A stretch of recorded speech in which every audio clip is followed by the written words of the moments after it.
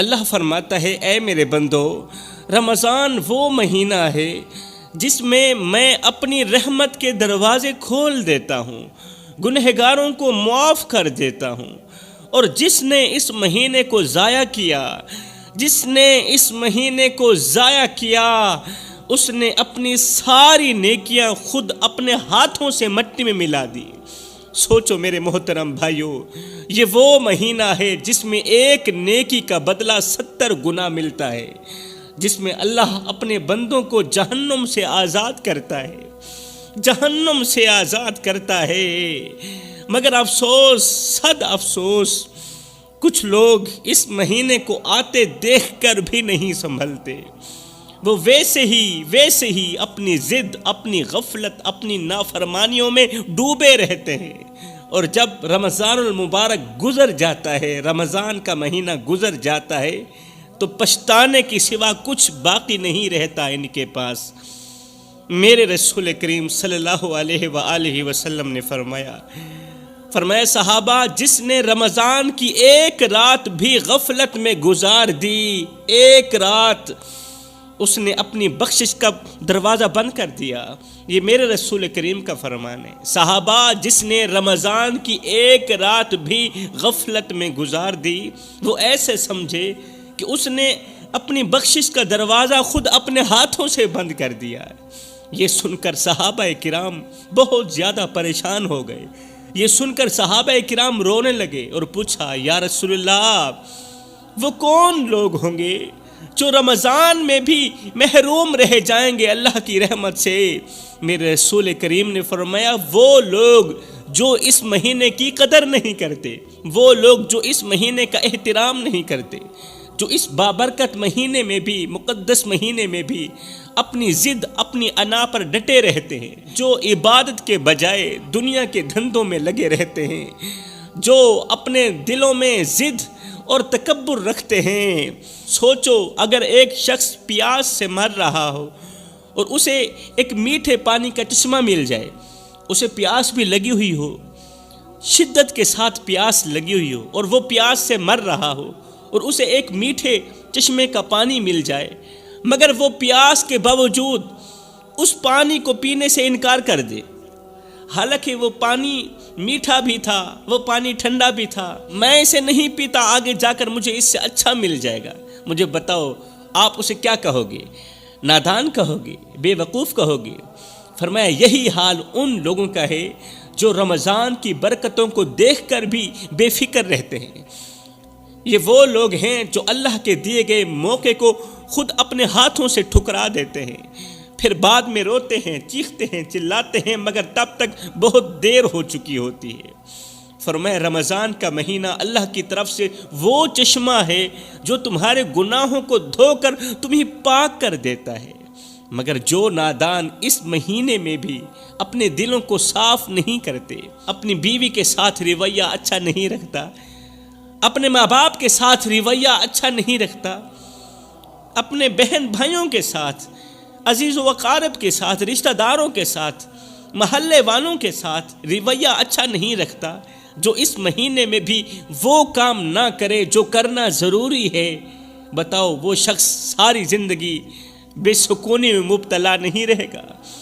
اسے سکون کیسے نصیب ہوگا؟ وہ شخص سکھ کی سانس کیسے لے سکتا ہے؟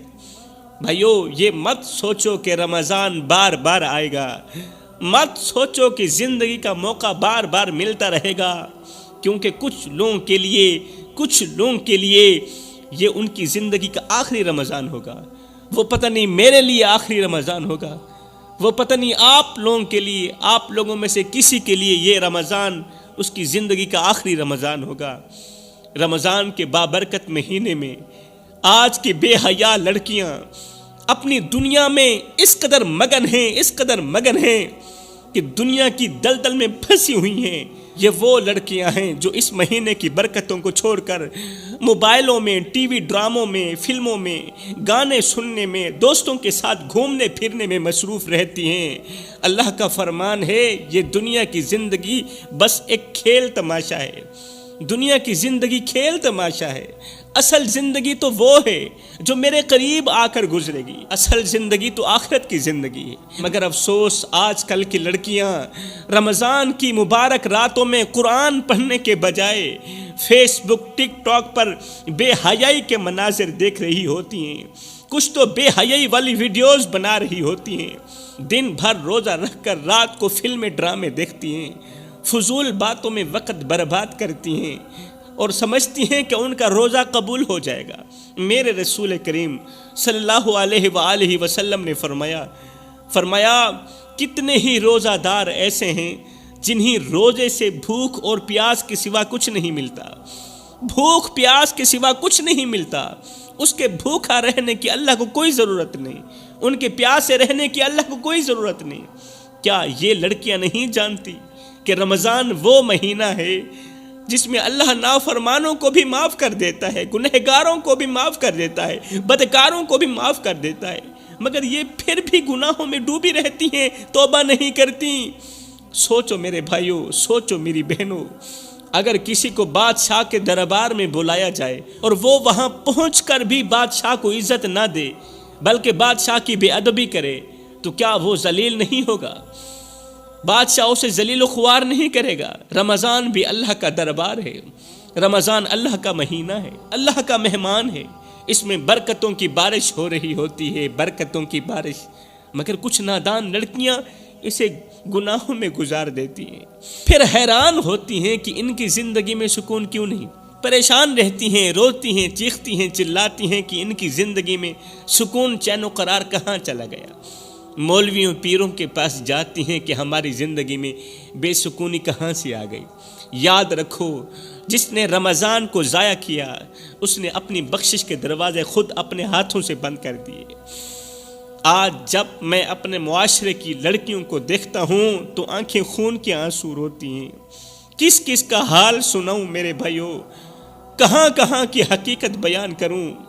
اگر آپ اسکولوں، کالجوں، یونیورسٹیوں کے ہاسٹلز میں جا کر دیکھیں تو آپ کو ایسی بے شمار لڑکیاں ملیں گی جو اپنے ماں باپ کے لیے شرم کا سبب بن چکی ہیں، ہزاروں لڑکیاں ملیں گی، اللہ ماشاءاللہ ہر لڑکی کی بات نہیں کر رہا، جو اپنے ماں باپ کے لیے شرم کا سبب بن چکی ہیں، جو اپنی عزتوں کو خود اپنے ہاتھوں سے نیلام کر چکی ہیں، جو دوستی کے نام پر بربادی کا سودا کر چکی ہیں۔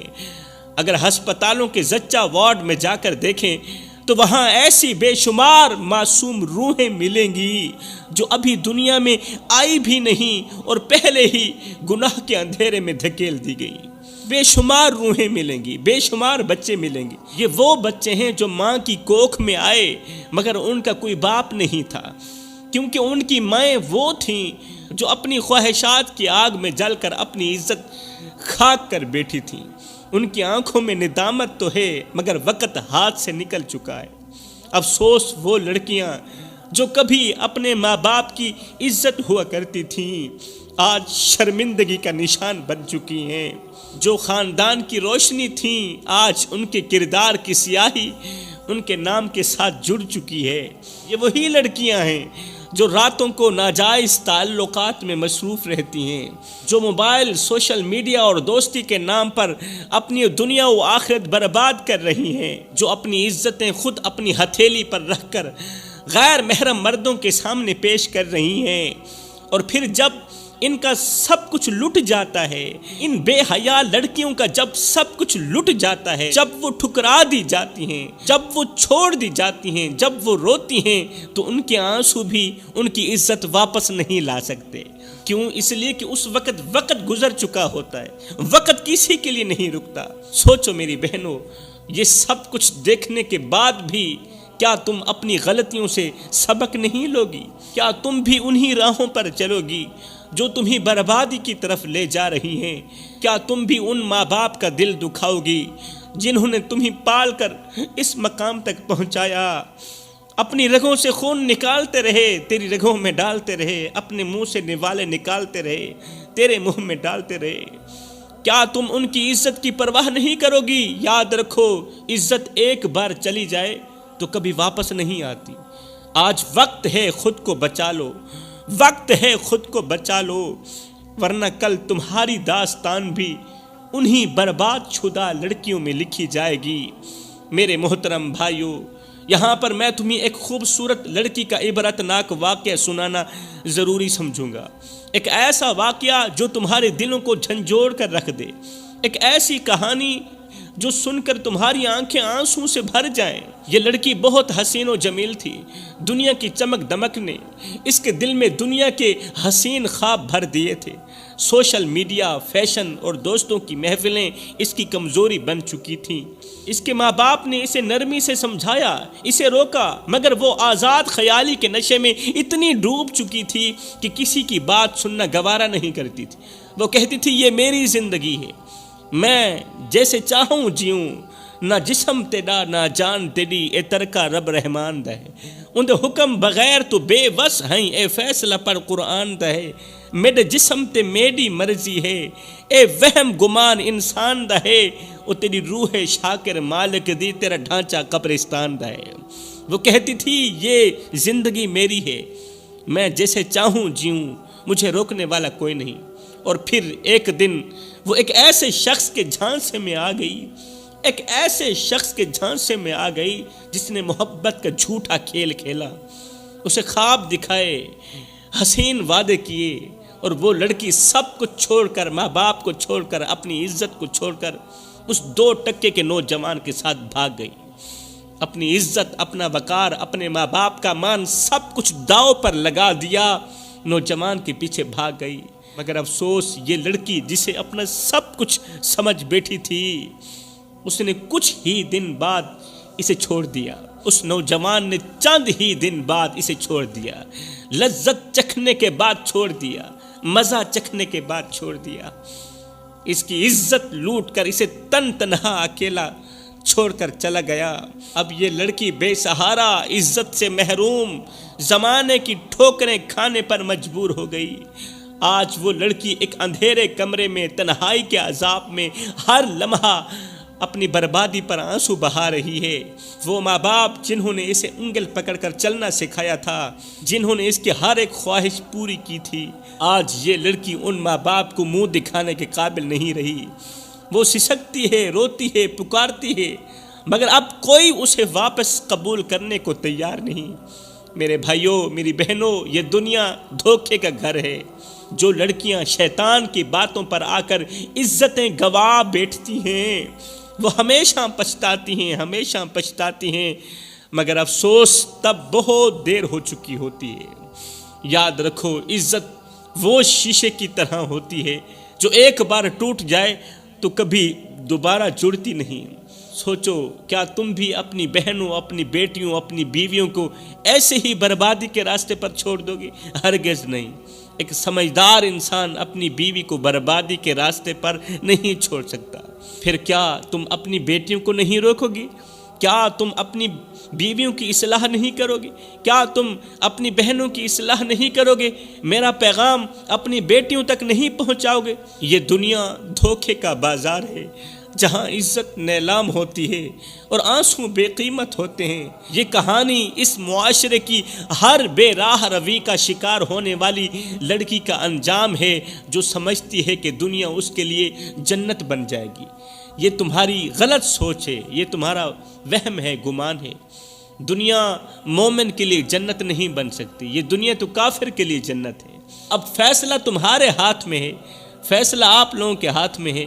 یا تو اپنی بہنوں، بیٹیوں اور بیویوں کو وقت پر سمجھا لو، وقت پر سمجھا لو، میرا پیغام ان تک پہنچا دو، یا پھر بعد میں صرف ان کے آنسو دیکھتے رہ جاؤ گے۔ بعد میں پچھتاوے کے سوا کچھ بھی باقی نہیں رہے گا۔ رمضان اللہ تعالیٰ کی خاص رحمت، مغفرت اور جہنم سے نجات کا مہینہ ہے، جس میں ہر نیکی کا اجر کئی گنا بڑھا دیا جاتا ہے۔ یہ صبر، تقوی اور روحانی پاکیزگی کا بہترین ذریعہ ہے، جہاں روزہ نہ صرف کھانے پینے سے رکنے کا نام ہے، بلکہ اپنی آنکھ، زبان، دل کو ہر برائی سے محفوظ رکھنے کا بھی درس دیتا ہے۔ رسول کریم صلی اللہ علیہ وسلم نے فرمایا کہ رمضان میں جنت کے دروازے کھول دیے جاتے ہیں، سبحان اللہ، جہنم کے تمام دروازے بند کر دیے جاتے ہیں، جنت کے دروازے کھول دیے جاتے ہیں، اور تمام شیاطین جکڑ دیے جاتے ہیں۔ یہ وہ مبارک مہینہ ہے جس میں قرآن نازل ہوا. سبحان اللہ، قرآن نازل ہوا. میرے رسول کریم نے فرمایا راتوں کی تنہائیوں میں اٹھ اٹھ کے قرآن پڑھا کرو اور قرآن پڑھتے وقت رویا کرو. فرمایا اگر رونا نہ بھی آئے تو رونے کی کوشش کر لیا کرو. حضرت داتا علی حجویری سے پوچھا گیا، حضرت اگر رونے کی کوشش کریں پھر بھی رونا نہ آئے تو کیا کریں؟ آپ نے فرمایا پھر اپنے مقدر پہ رویا کرو. اتنے سنگ دل ہو چکے ہو کہ آنکھیں آنسو بہانا بھی چھوڑ گئی ہیں. فرمایا اگر دلوں پہ میل چڑھ جائے تو تلاوت قرآن کر لیا کرو. اگر دل گندے ہو جائیں تو سماعت قرآن کر لیا کرو. اگر دلوں پر زنگ چڑھ جائے تو قرات قرآن کر لیا کرو. فرمایا صحابہ تم کہتے ہو کہ برتن گندے ہو جائیں تو برتنوں کو ہاتھوں کے ساتھ دھونا پڑتا ہے، پھر جا کر وہ پاک ہوتے ہیں، میل اترتی ہے، تو پھر اپنے دلوں کو کیسے صاف کریں؟ دل تک تو ہاتھ نہیں پہنچتے. میرے نبی نے فرمایا صحابہ قرآن کی طاقت کو سمجھ جاؤ، قرآن کی قوت کو سمجھ جاؤ. فرمایا جس جگہ مومن کا ہاتھ نہ پہنچے وہاں میں محمد کا قرآن پہنچ جاتا ہے.